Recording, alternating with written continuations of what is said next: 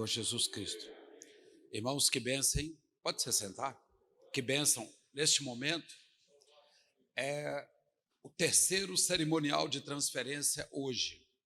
Agora há pouquinho, estávamos aqui, no das duas, foi das 14 às 16h30, uma bênção Deus derramou aqui nesta tarde, foi equivalente ao que foi na parte da manhã, às 9 horas da manhã, foi forte, foi algo assim revelador, o que Deus trouxe neste período, e agora estamos já dentro do terceiro cerimonial de transferência. Sabe o que é isso, irmãos?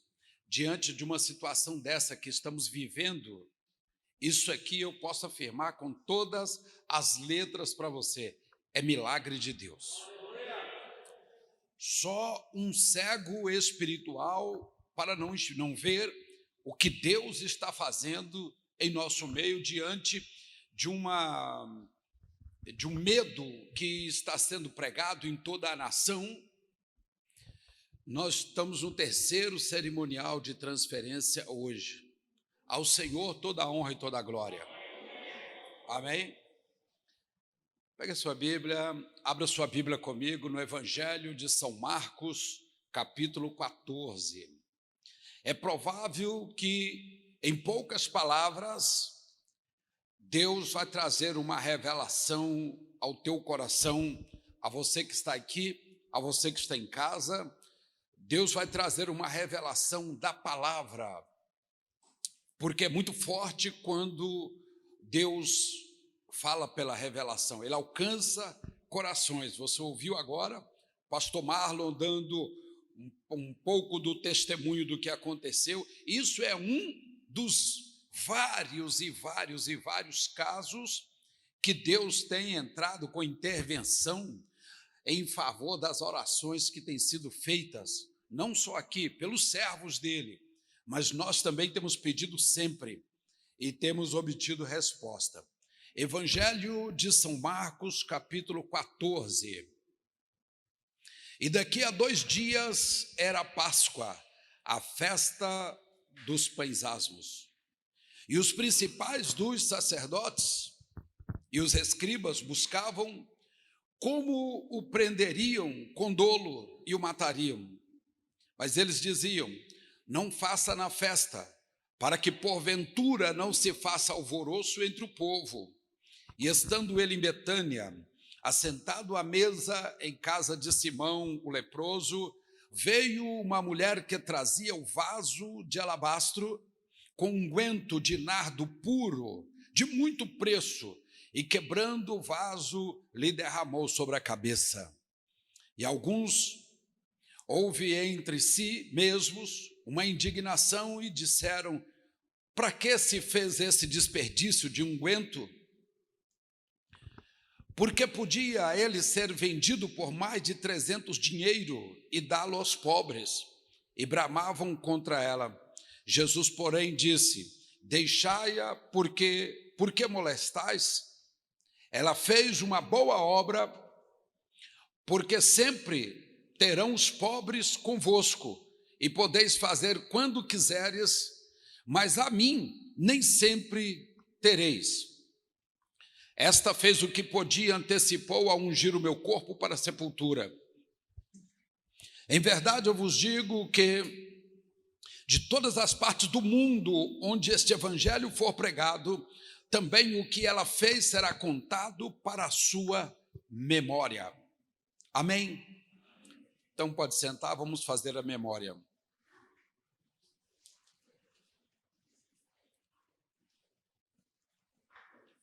Quero fazer uma descrição aqui e deixar um pensamento circulando, porque eu entendo que tudo que se move dentro da inteligência e da sabedoria de Deus, ele dá o sinal e nós completamos quando chegamos em casa, nós completamos porque Deus mostra para cada um, assim de uma maneira diferente, mas todos numa só direção.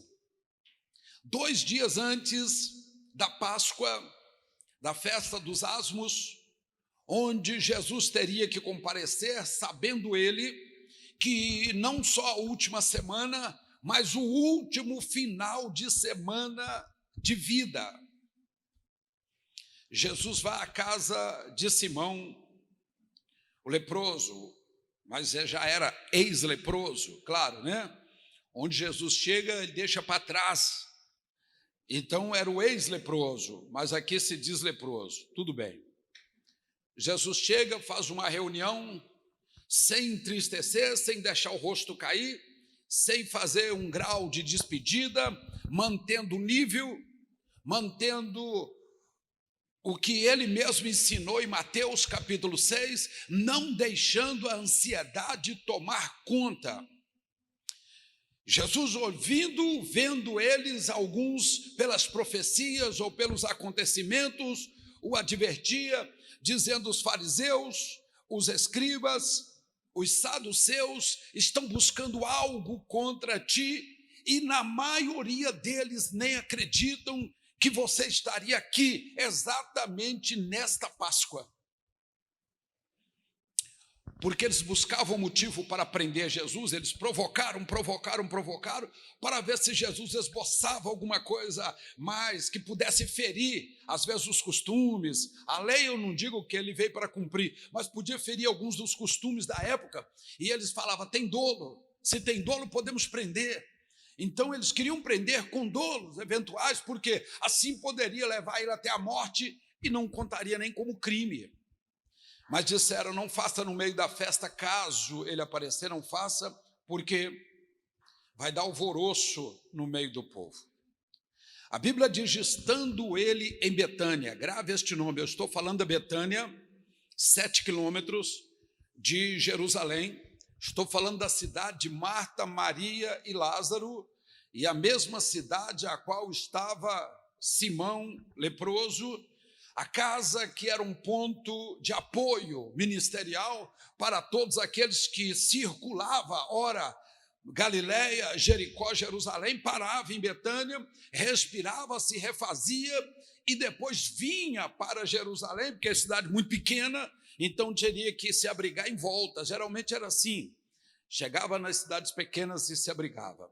Eu quero deixar você pensar uma coisa: há alguém que diz, há um pensamento antigo que diz que onde você começa, geralmente é onde também será a sua partida.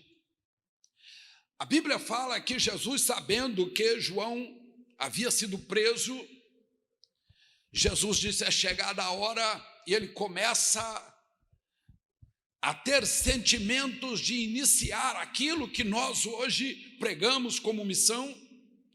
E Jesus vai até Betânia. Agora eu estou falando de outra Betânia, tá bom? O nome é o mesmo.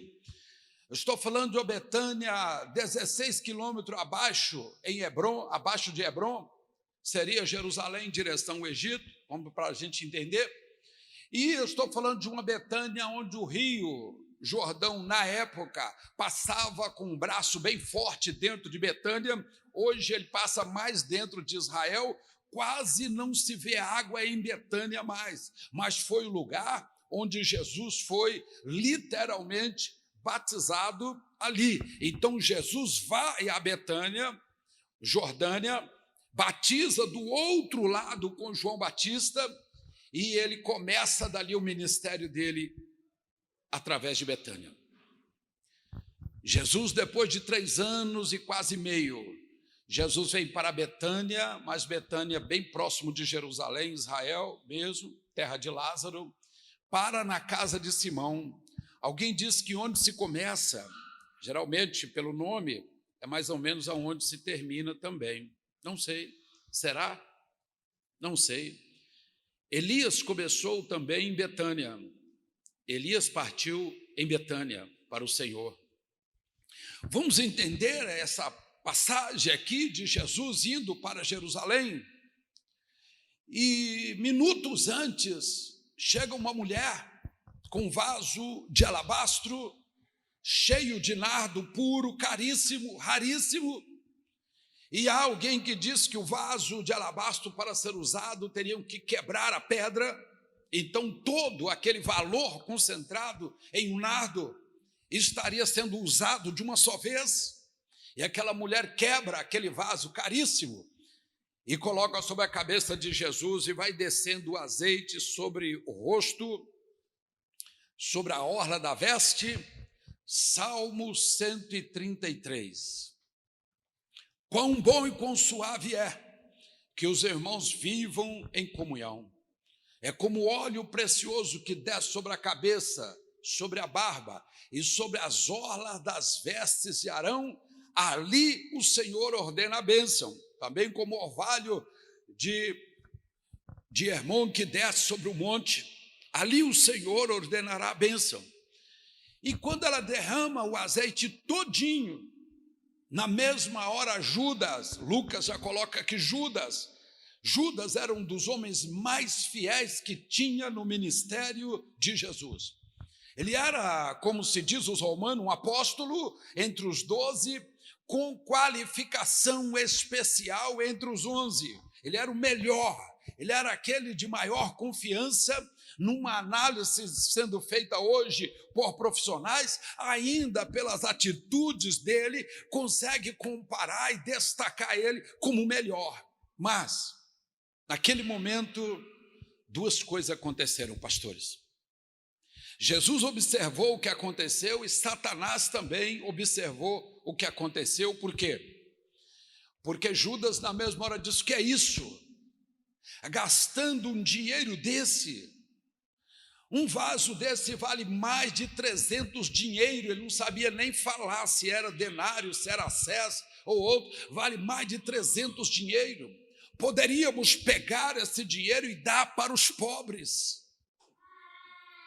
Naquele momento, Jesus olhou para Judas e Satanás também olhou para Judas. Atitude que chamou atenção.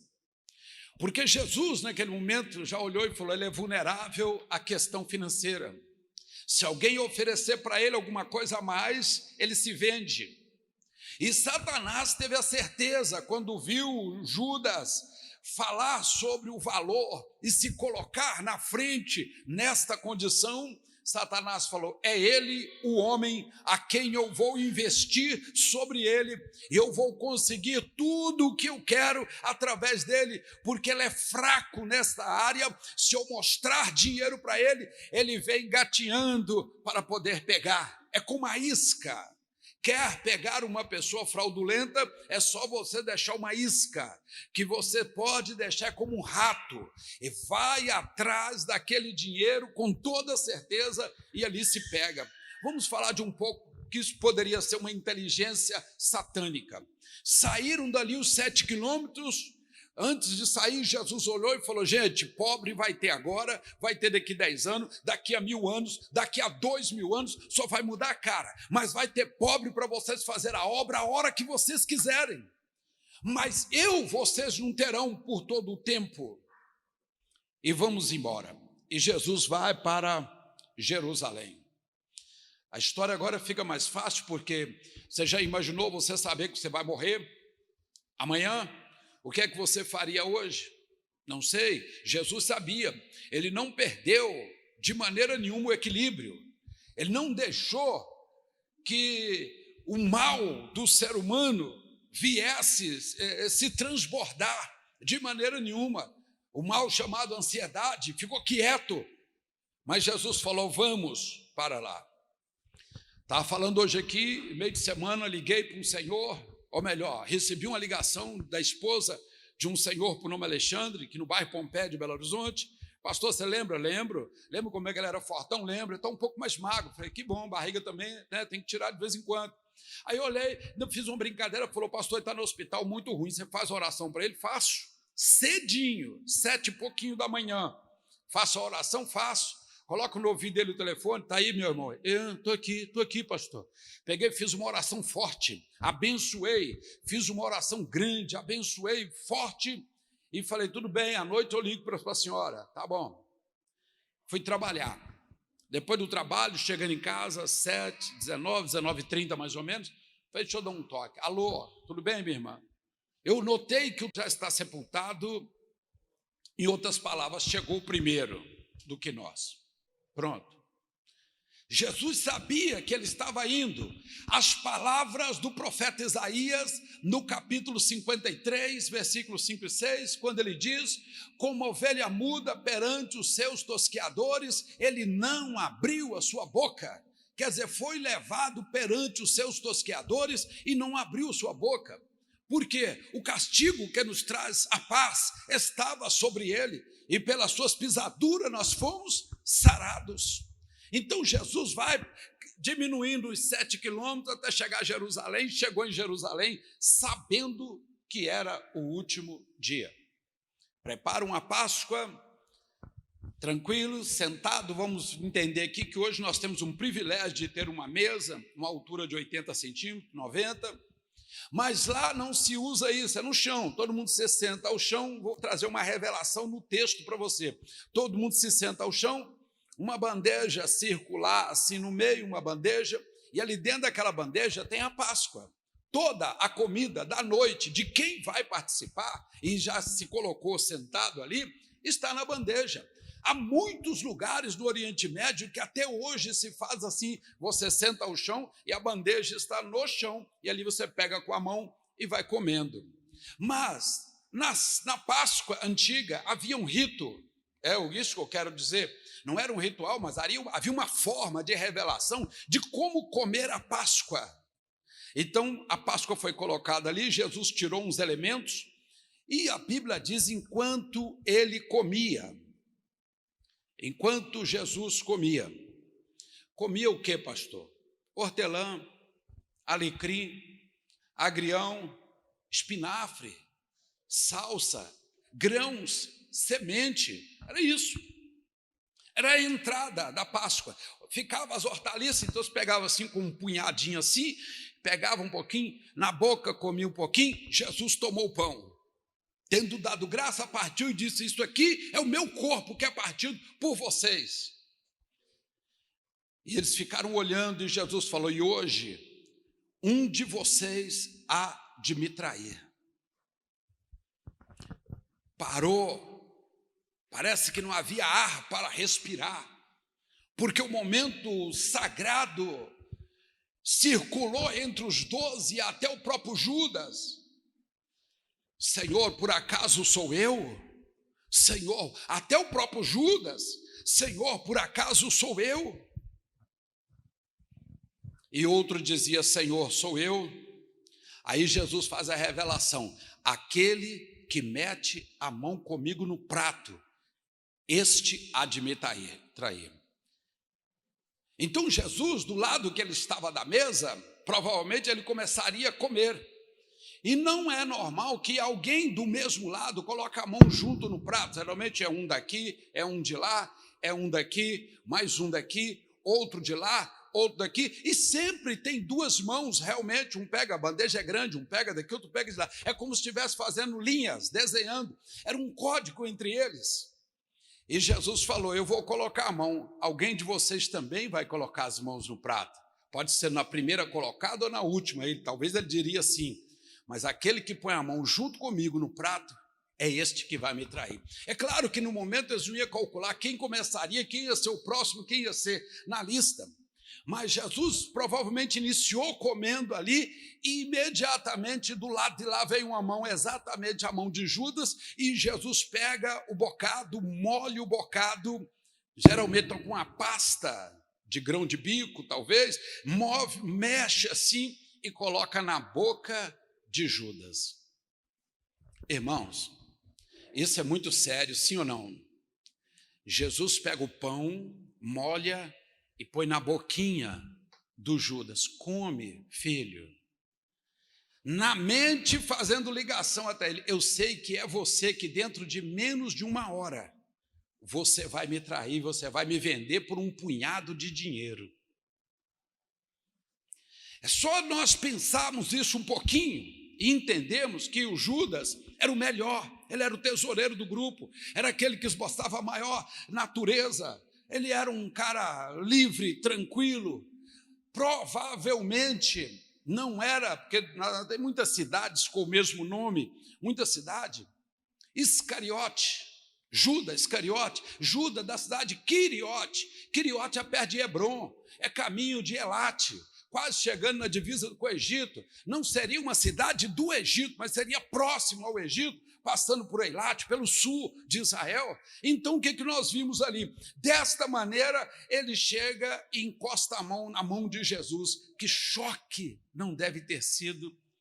E diz o Senhor: este cálice é o meu sangue, o sangue do Novo Testamento.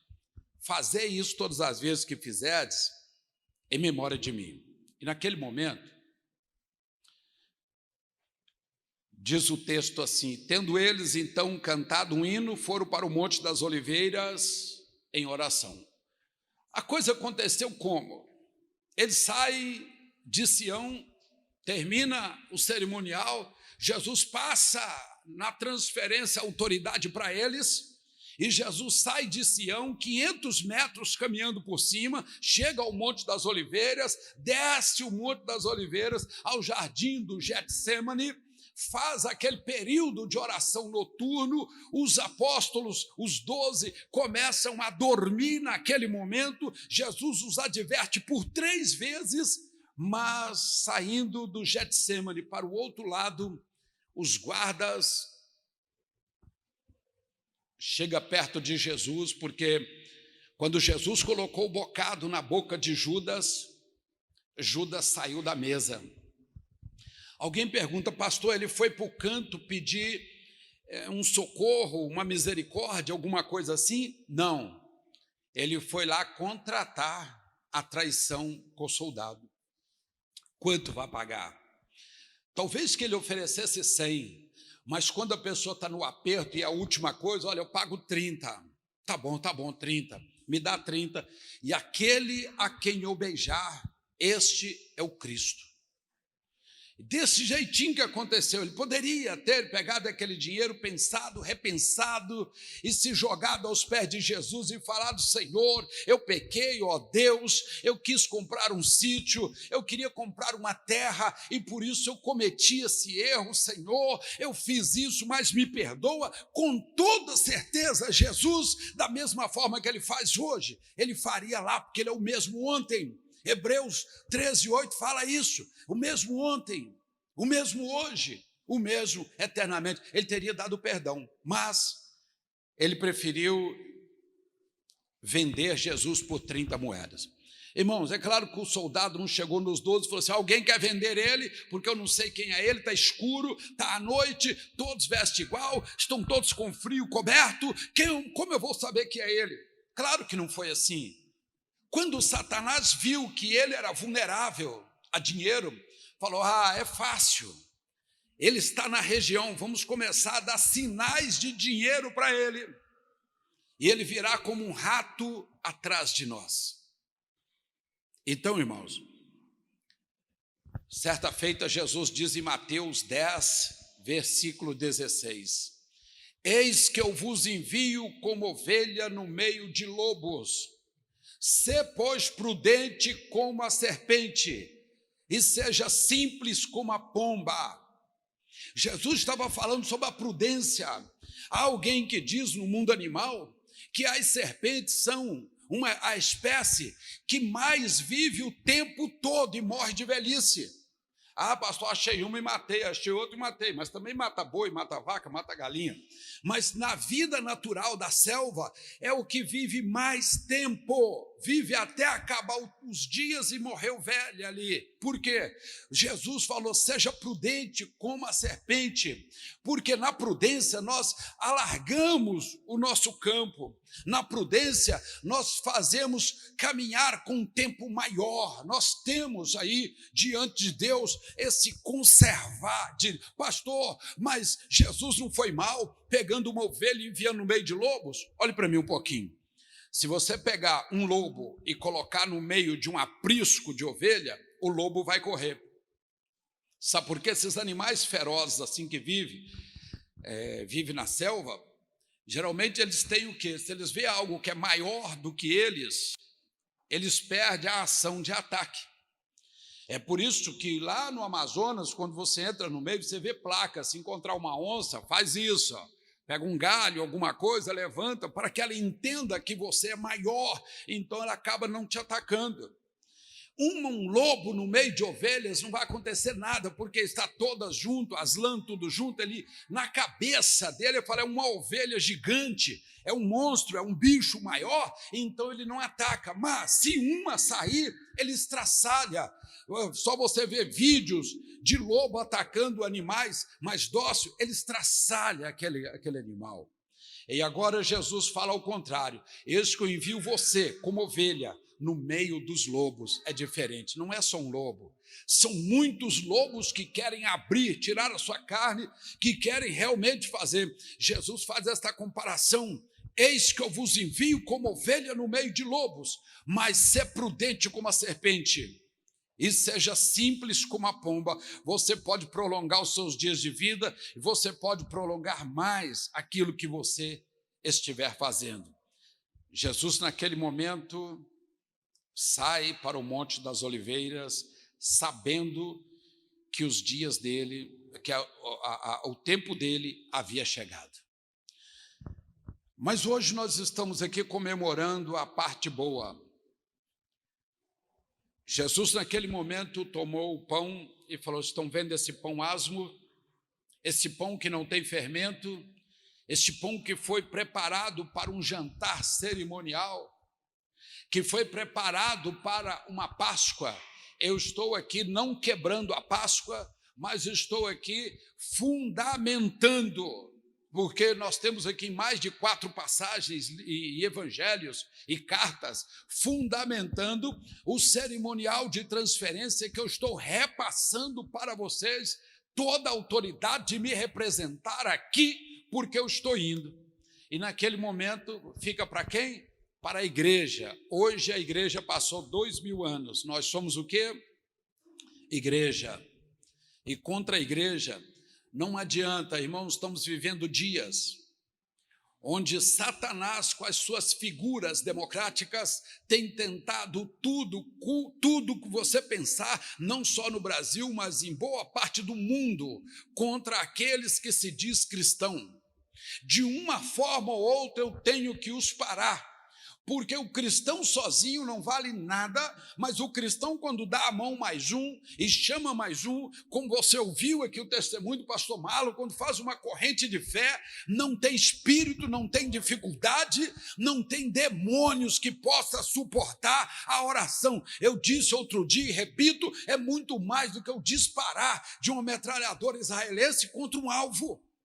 O cristão tem autoridade e tem poder. Então, em todo o mundo, nas suas câmeras democráticas ou demoníacas, estão criando leis para tentar parar o cristão. O cristão daqui uns dias não vai poder votar, o cristão não vai poder candidatar, o cristão não vai poder colocar sua opinião, nada. O cristão, tudo que ele fizer vai ser errado. Mas isso já está profetizado aqui em Mateus capítulo 24, quando Jesus diz sobre o princípio das dores. Vão tentar te calar de todas as maneiras e usando o ponto fraco de cada um. Você é vulnerável em alguma área? Não precisa de dizer. Você é? Então coloca guardas, coloca vigia. O próprio Davi, ele disse no Salmo 50, no 51 também, ele diz Senhor, e no 54 mais ainda, ele diz Senhor, põe anjos na minha boca, porque era o ponto mais agressivo dele, era ali. Então, qual é o seu ponto fraco? Pede Deus para guardar, para que você tenha momentos e um tempo de paz sobre a sua cabeça. Amém? Viva! Vamos orar com o pastor Marlon e no pão asmo, faz um tabernáculo. Senhor, graças te damos e consagramos esse pão no nome de Jesus Cristo. Amém. Enquanto o pão será partido aqui, o pão asmo, feito especialmente para este momento, louvamos o Senhor.